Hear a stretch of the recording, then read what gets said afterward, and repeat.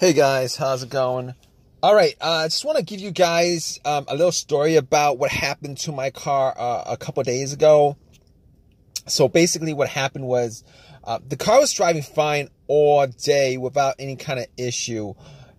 And I went to Walmart, parked it there, went, got something, came back, and out of nowhere, it wouldn't crank. So no crank, no start issue that I had. So basically, everything on the dash worked fine. Everything in the car worked fine. There was absolutely no issues at all. The remote worked fine. Was able to get into the car. Radio was blasting. Radio was on. Everything. All right. So basically, I was thinking to myself, probably the battery was the issue. So what I did was I turned on the headlights, went out and checked out the beam, just to give me a gauge on how bright the headlights were. I could probably determine whether the battery was good or not. And the headlights were really bright. So right off the bat, I was thinking if they were that bright, I should at least get like a really slow crank if the battery was kind of low. Regardless, I had to check out where the battery was. I went and checked out where the battery was just to make sure that all the terminals were clean and they were tight. And I noticed that the terminals were a little bit corroded. There was some white bluish stuff on there. So what I did was I took out a bottle of Coke, poured it on the terminals, and was trying to clean it with some paper towels, and was able to clean it pretty good. Now the terminals weren't super tight. I was able to wiggle it out, but they were snug in there, so I knew that it probably wasn't the terminal being loose that was causing the issue. And then after I cleaned it up, popped it back on, and tried to start the car, it did the same thing. It wouldn't crank, it wouldn't start. But everything else seemed to be working all right. So at that point, I was thinking to myself, all right, maybe it could be a weak ground wire. If you guys don't know what where the ground wire is, the main ground wire is pretty much the negative terminal, and most of the time it connects to the frame of your car. So I checked it just to make sure there's no corrosion, that it wasn't split or anything like that. There was no issues with it.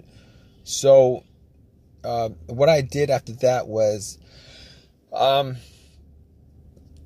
had a battery pack that I bought a couple of months ago because I had the same situation where I swapped out the battery. I was hoping that it was the battery, even though I swapped it out, considering I could actually just swap it out at Walmart. So I actually put the battery pack on there. It was at 100%. Tried to start it, and still wouldn't start. So at that point, I knew it was probably not the battery.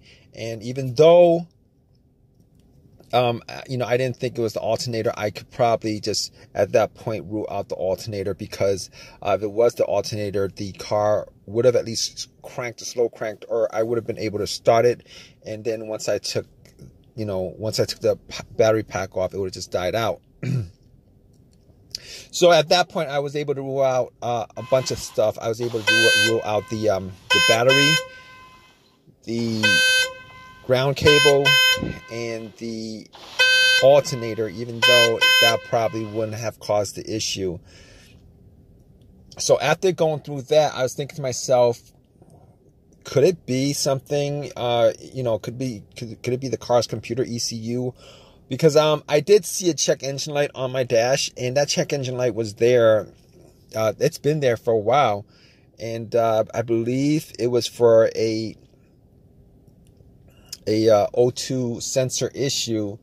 Now, I did have an OBD2 that I bought from Walmart, and it was a $19 OBD2, one of the cheap ones, and I pretty much hooked it on to my OBD port, and try to make sure that I was actually getting a connection between the car's computer and the car itself. It did scan all the way through. Now, I'm pretty sure that that the OBD2 wouldn't actually pick up anything that would cause a no crank, no start situation for the most part, except if the car's ECU, the car's computer was, for some reason, separated from the car. For what reason, couldn't communicate with the car. But anyway, regardless, I actually plugged it in. It scanned all the way through. Only code that popped up was the aux02 sensor code. And at that point, I was pretty sure that it wasn't anything to do with the car's computer, any codes that would cause it. And I actually had to move on to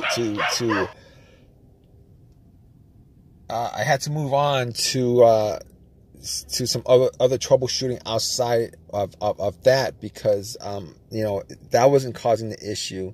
So basically, I got to a couple of things, which were the fuses and the relays, which were highly capable of causing a situation like this.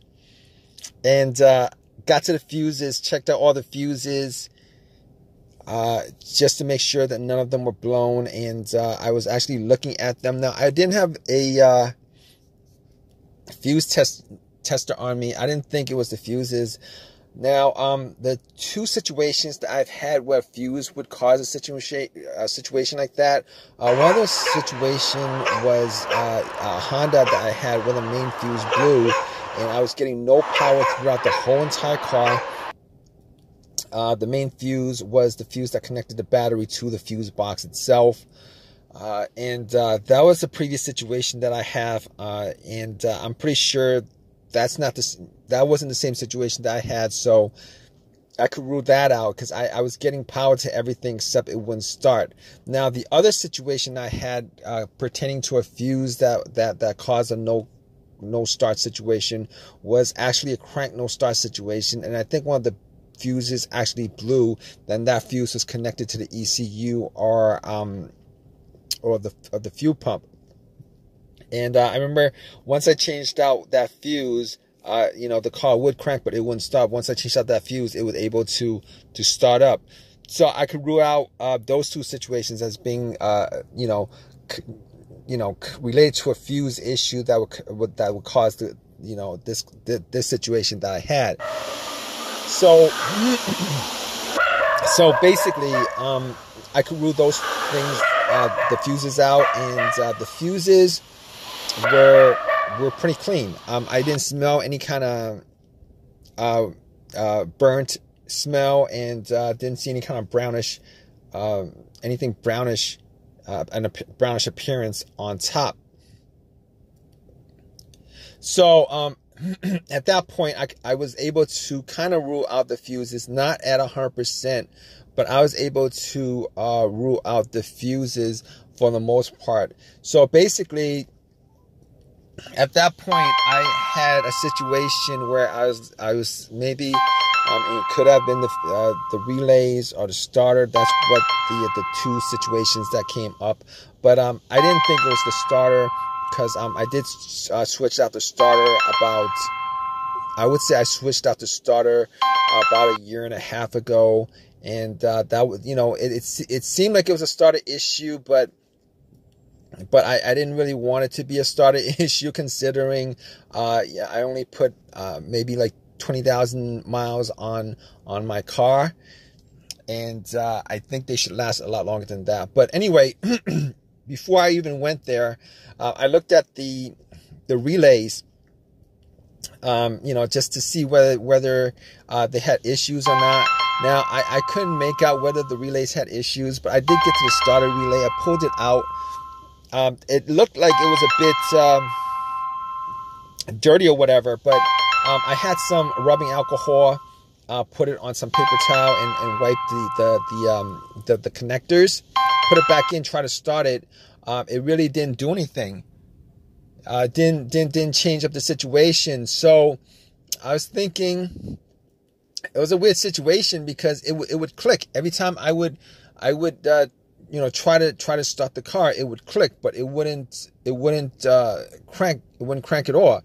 Normally when it clicks, you know, it normally means that the relay is working, because that's what the relays do when there's electricity going through, that it clicks to connect the connection, you know, to whatever it's relaying the electricity to. But regardless of that, I actually had another relay that I was able to swap out with that, and I actually was looking for another relay with the same, you know, with a similar relay in the box, and I was actually able to find one.